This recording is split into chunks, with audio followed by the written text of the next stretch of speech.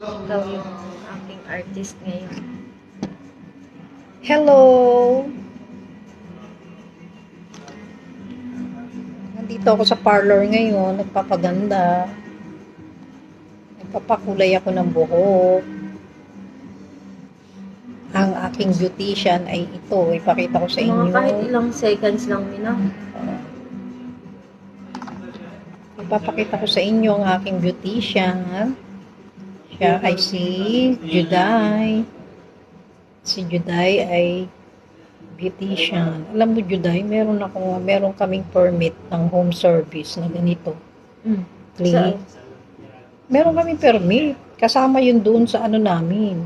Sa ano nyo? Oo, kasama yun doon sa activities namin. 3 yung activities namin eh. May cleaning company, wala. Yun, walang cleaning company. Ang meron sa amin Kung may yung cleaning company, mag-ooperate ako.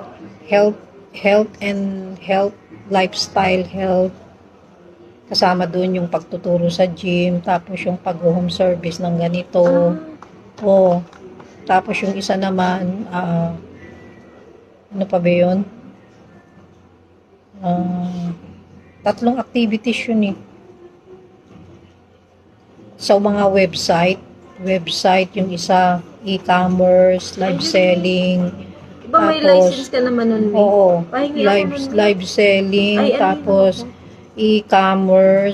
e-commerce, yung pwede kang mag-ano ng website, pwede kang mag-join ng website, Amazon, Shopify, noon, yan.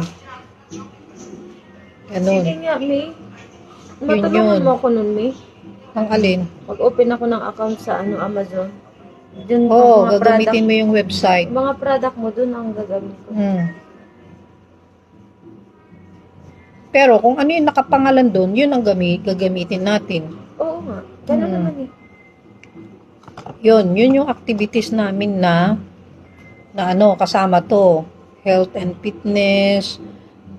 Tapos sa live selling, kasi general trading yun sa amin eh. Sa live selling, kahit ano pwede mong ibenta. Yun. Tapos pwede kang sumali sa mga events, pwede mong gamitin yun, lahat. Pero wag lang physical shop na katulad nito ha. Kasi e-commerce license lang yun eh. Ibig sabihin more on online tayo, online. Services, health services. Pero pag ano yung binabanggit mo kanina? Ang cleaning company. Wala yun. Cleaning company.